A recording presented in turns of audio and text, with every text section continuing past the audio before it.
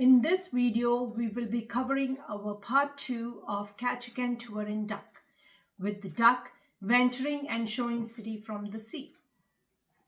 We will be also covering day 7 of cruising through Inside Passage towards Vancouver. We used this day to explore different events in the ship, which included movie along the poolside and enjoying scenic view of Vancouver Island from the balcony. Hope you enjoy. I'm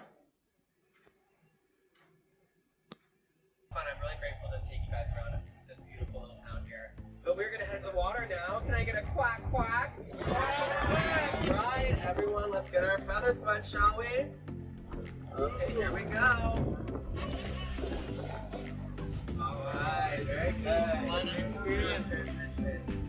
Captain Jonathan is one of our best. Alright, everyone, welcome to the August Arrows. We are in the Pacific Ocean here. So, the only reason I say that is because I'm most people ask what the elevation of sea level is and sea level. A lot of it's just these questions that we're going to ask from up not knowing what the right level is. And so, we get these people all the time. You would be surprised how many people ask me if I take a university. You are in the United States, don't worry. Do we get self-service here?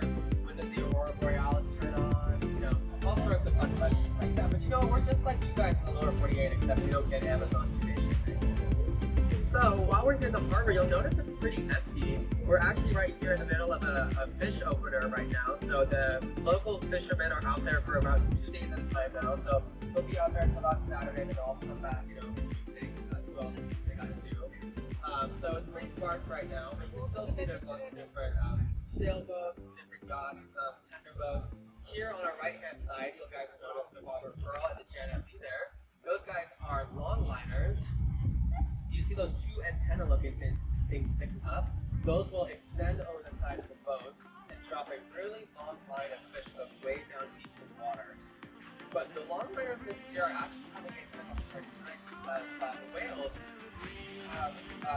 recognize sounds of motor racing trying to cross the water. They can hear something real. As they hear that, they know that they have to stop an hour. And they can swim to the boat and get many fish off fishermen. So yeah, fishermen and whales don't have the best relationship, but whales are the ultimate fish. You just get to each other love. There's a float plane going by on the right hand side. With everything just done. Those are very loud things to talk to. Hear them from my house. Sounds like I'm a big client that's about to get into house. So right here in the harbor we have about 80 feet depth of water. So while we're in the harbor, we might be able to see bald eagles either on the mast of the ship or here on the plate tree. As you can notice in the upper mountain guys, there are around 30,000 bald eagles in Alaska, so it's not impressive to see around here.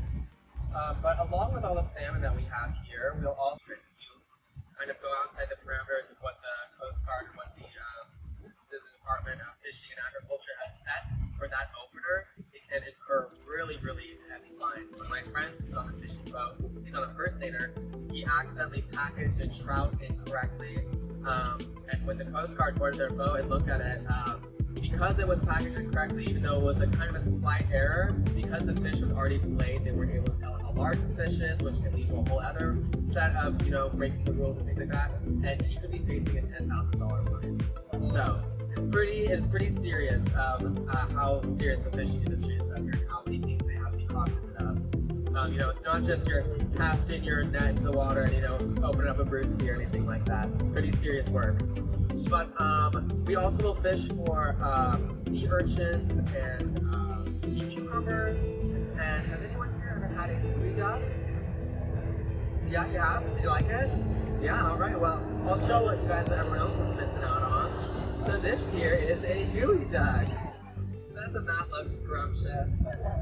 So yeah, it does not look the most appetizing. It's a kind of clam. They're found at the seashore, and they'll use shovels to kind of dig them up.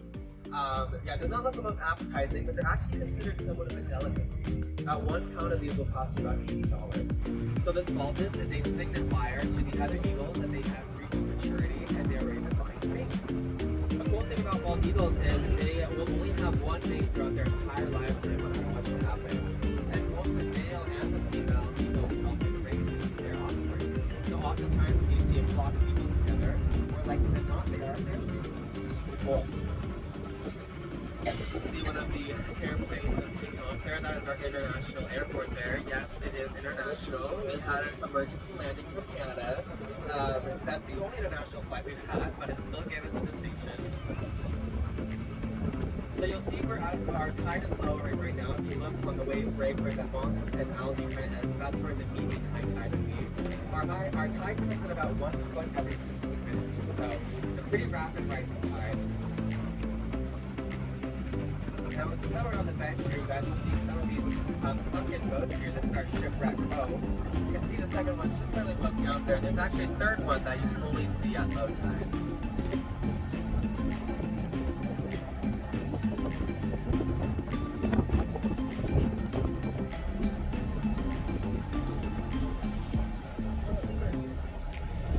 Now, if you look up one of the wave break here, you see all those pieces of sticks and lumber there. That kind of denotes where the high tide is, the king tide. It's about 20 feet above sea level. So you see just how close that gets to the land of the village of Gato.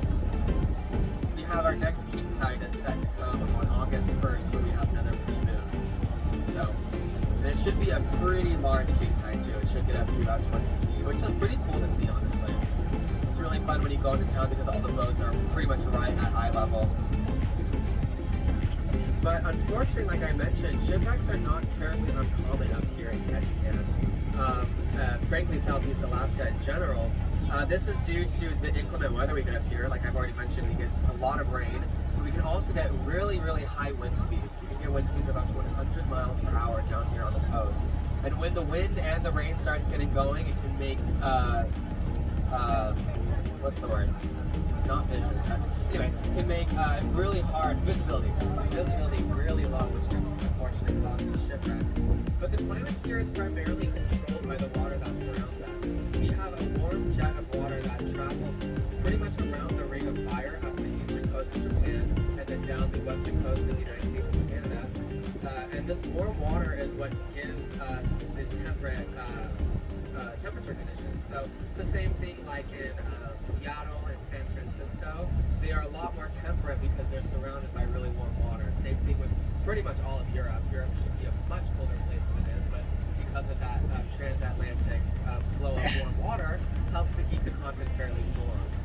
Same thing goes here in Ketchikan. Although we only get up to about 70 degrees in the summertime, it only really cools down to the coldest is about 30 degrees in the wintertime, which is significantly warmer than many other places in Alaska, and even other places in the United States. Where I'm from in Salt Lake City, if you can't get into my house, you know, say that straight over there.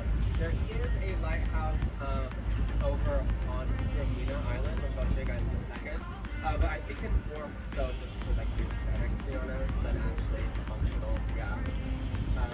Not too many lighthouses. Also, when you think about it, up here in Ketchikan, there really wasn't that much sailing and fishing until around the turn of the century. Most of the people who originally came up here into Alaska in general were either fur trappers, lumberjacks, or miners. You guys do have a beautiful view of the Ketchikan National Rainforest here. This is the largest rainforest in the United States and one of the largest in the world. It's over 70 million acres. It's a bit larger than the size of Ohio, the state of Ohio.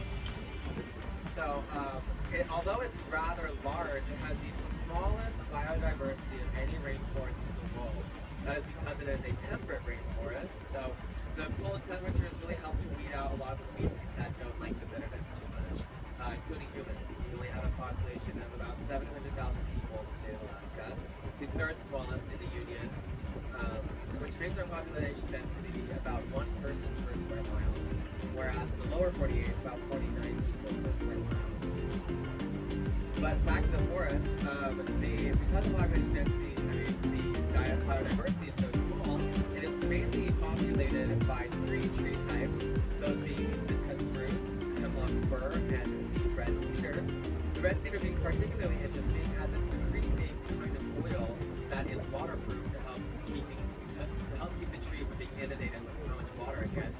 But the indigenous communities up here would harvest that oil and put it on hats and clothes and things like that to help waterproof their clothing.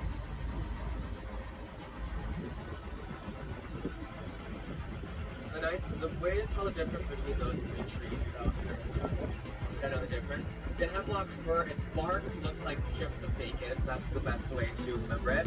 The red cedar has needles that are really soft. So if you feel the needles in the red cedar, they don't poke you at all, and they're kind of flat. They're all kind of flat pointing down. The Sitka spruce have conical, like pine needle shapings, and they're really, really pokey. So that's the best way to tell the difference between here and have these hoses suck up all the fish out of those undercoats. That's another really big one, the mushy bird. Yeah, so the commercial fishing, like I kind of already mentioned, is a very difficult profession. It is not for the faint of heart. You'd be hard pressed to find a full crew of fishermen where they each have 10 fingers. Yeah, fingers are usually the first thing to go.